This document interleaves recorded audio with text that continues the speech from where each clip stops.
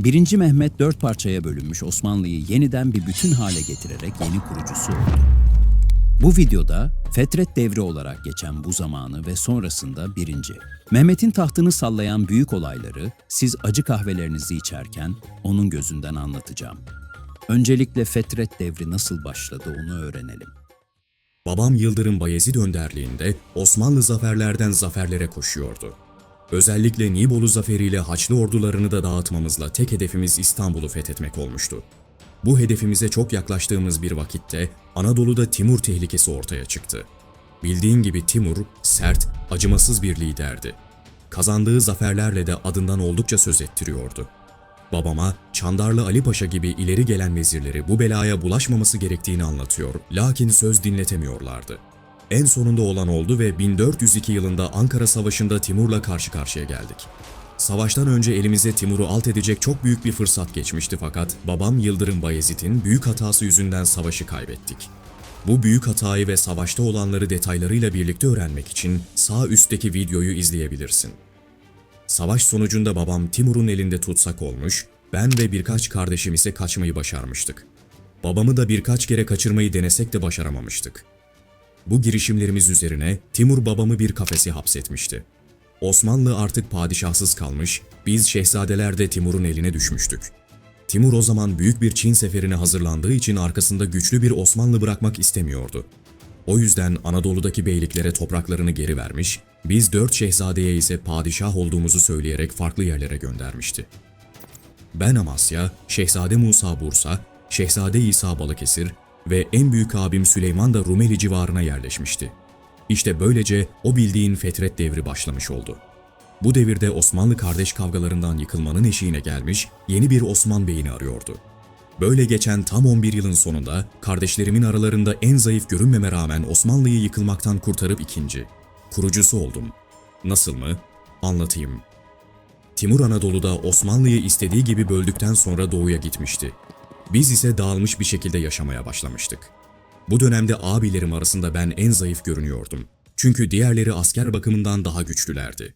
Özellikle en büyük abim Süleyman'ın yanında çok sayıda Yeniçeri ve Vezir-i Azam Çandarlı Ali Paşa, Evrenos Bey gibi devletin ileri gelen vezirleri bulunuyordu. Benim ise elimde küçük bir ordum ve diğerlerinden daha üstün siyasi becerilerim vardı. Çok geçmeden kardeşlerim arasında sorunlar çıkmaya başladı. Balıkesir'e yerleşen ağabeyim İsa, Bursa'daki ağabeyim Musa'ya saldırdı.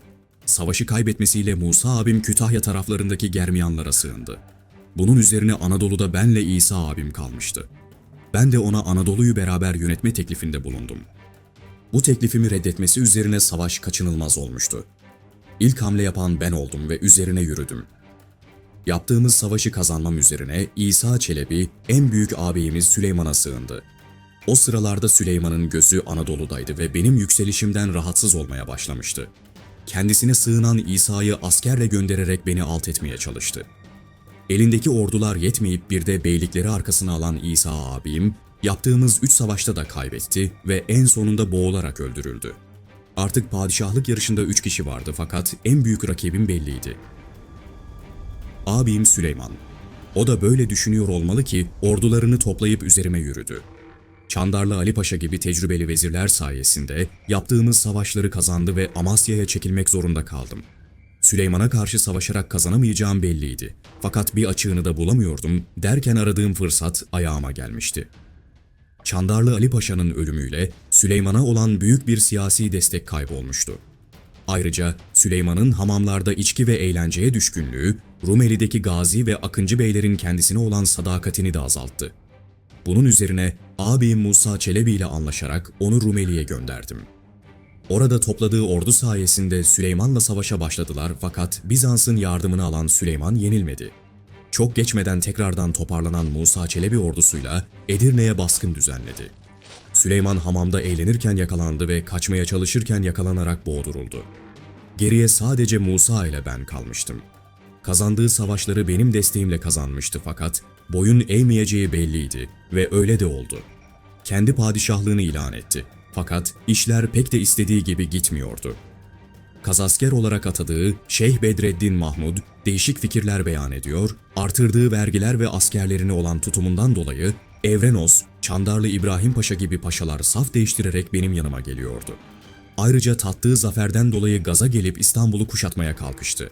Bunun üzerine Bizans bana desteğini açıkladı ve onların gemilerini kullanarak Rumeli'ye geçtim.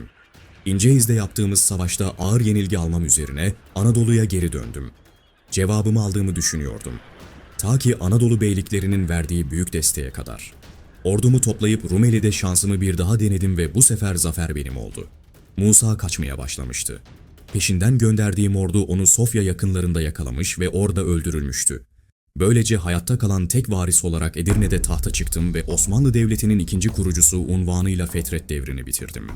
Ancak bunun bedeli epey ağır olmuştu. Kardeşlerimle girdiğim savaşlar sonucunda hepsini yitirmek zorunda kalmıştım. Sanırım tahtın bedeli de buydu. Artık bu taht için yeterince bedel ödediğimi düşünürken tahtımı sarsacak olaylar yaşanmaya devam etti. Önce Musa Çelebi'nin kazaskeri Şeyh Bedreddin isyan etti. Müritleri Manisa ve Karaburun Yarımadası'nda yaklaşık 6.000 ile 10.000 arasında kişinin katıldığı isyan başlattılar. Bununla ilgilenmeleri için Vezir-i Azam Bayezid Paşa ve oğlum Şehzade Murad'ı görevlendirdim. Binlerce isyancıyı yakalayıp asarak idam ettiler ve böylece isyan bastırılmış oldu. Fakat Bedreddin Rumeli'ye geçerek kaçmayı başarmış olsa da onun da sonu çok geçmeden idam oldu. Bu olayı böyle atlatmışken bir anda tahta başka bir ortak kardeşim çıktı. Mustafa Çelebi. Yıllar önce babamla birlikte Timur'un eline esir düşmüştü. Babamın ölümünden sonra Timur onu bırakmamış, kendisiyle birlikte Semerkand'a götürmüş. Biz de yıllarca haber alamadığımız için öldüğünü düşünüyorduk. Timur'un vefatından sonra ise yerine geçen emir serbest bırakmış. Serbest kaldıktan sonra Rumeli'ye geçti ve Bizanslılar ile Venediklilerin desteğini alarak kendisini Osmanlı Sultanı ilan etti ve hatta kendi adına para bastırdı. Topladığı 3-5 destekçiyle yaptığımız savaşta hezimete uğratmam üzerine Bizans'a sığındı. Ben de Bizans'la anlaşarak 300.000 akçe altın karşılığında Mustafa Çelebi hayatta olduğu süre boyunca onların gözetiminde sürgünde kalacaktı. Öyle de oldu, en azından ben hayatta olduğum süre boyunca.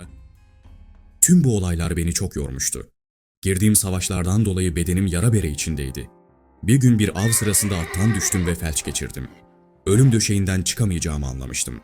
Acilen Vezir-i Azam Bayezid Paşa ile diğer vezirlerimi çağırarak "Oğlum Murad'ı hemen getirin. Ben bu döşekten kalkamam. Murat gelmeden ölürsem fitne çıkar. Tedarik görün, ölümümü gizleyin." vasiyetinde bulundum. Böylece oğlum Murat tahta geçesiye kadar 42 gün boyunca ölümüm gizlendi.